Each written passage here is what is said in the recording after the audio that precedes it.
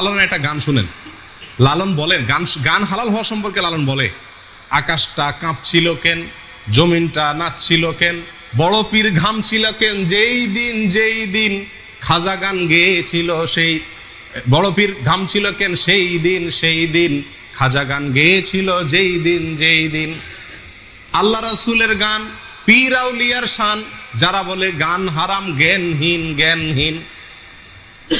হ্যাঁ, কার এটা? লালন সাহেবের। লালন ফকির বলতেছেন, যারা বলে গান হারাম, এই মৌলভী সাহেবরা সব কি? ব্যাককল, জ্ঞানহীন। উনি হলেন সবচেয়ে বড় আলেম।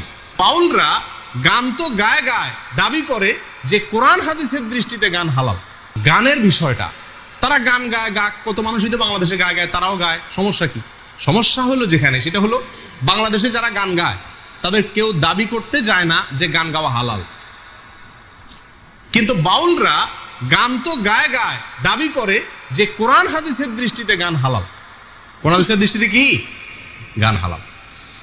মনের মানুষ যে সিনেমার কথা আপনাদেরকে শুরুতে বলছিলাম, এই সিনেমার কয়েকটা সিনারিও আছে, যেগুলোতে কয়েকটা দৃশ্য আছে, যে দৃশ্যগুলোতে দেখানো হয়েছে যে গান কিভাবে কোরআন হাদিস দ্বারা প্রমাণিত। এবং লালন একবার ওই সিনেমাতে দেখানো হয়েছে, এক মৌলবীর সাথে তার তর্ক হয়েছে, বাহাস হয়েছে। সে তর্কে মৌলবী বলছে গান হারাম, সে বলছে গান হালাল। তো এই তর্কে লালন জিতে গেছে। এখন সিনেমা তো যেমনি ইচ্ছে এমনি বানায়, ওই মৌলবীরা হারাইয়া লালন রে জিতাই দিছে। আর মারহাবা, তাহলে গান হালাল। এই মৌলবীরা বলে গান হারাম, বাদ্য হারাম, এগুলো সব মূর্খ, কিচ্ছু জানে না। লালনের একটা গান শুনেন। লালন বলেন, গান হালাল হওয়া সম্পর্কে লালন বলে, আকাশটা কাঁপছিল কেন, জমিনটা নাচছিল কেন, বড় পীর ঘামছিল কেন, যেই দিন খাজা গান গেয়েছিল সেই, বড় পীর ঘামছিল কেন সেই দিন খাজা গান গেয়েছিল যেই দিন। আল্লাহ রাসূলের গান, পীর আউলিয়ার শান, যারা বলে গান হারাম জ্ঞানহীন।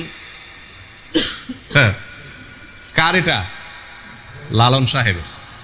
লালন ফকির বলতেছেন, যারা বলে গান হারাম, এই মৌলভী সাহেবরা সব কি? ব্যাককল, জ্ঞানহীন। উনি হলেন সবচেয়ে বড় আলেম। উনি ফতুয়া দিচ্ছেন যে এটা পীর আউলিয়ার শান, আল্লাহ রাসূলের গান। বুঝে আসছে কথা? প্রিয়দিনী ভাইরা, এরা গানকে হালাল করে এবং গান বাজনাই এদের সারাদিন জিকির, সাধনা, ভজন সাধন এদের। আচ্ছা, এবার আসেন এদের সম্পর্কে আরেকটু ধারণা নেই আমরা, তাদের ধর্ম সম্পর্কে। এবার গোড়ায় চলে যায় ডাইরেক্ট, তাদের ধর্ম সম্পর্কে। লালনদের ধর্ম আসলে কি, বা এই বাউলদের ধর্ম আসলে কি? বলছিলাম আগেই, এদেরকে মুসলিম হিসাবে সাব্যস্ত করার একটা অপচেষ্টা চালানো হয়। এবং আমার দেশে মনে করে লালনরা, ফকিররা, এরা শুধু মুসলিম না, এরা আধ্যাত্মিক ক্লাসের মুসলিম, মারেফতি মুসলিম, আর বাকিদেরকে বলে শরীয়তের মুসলিম।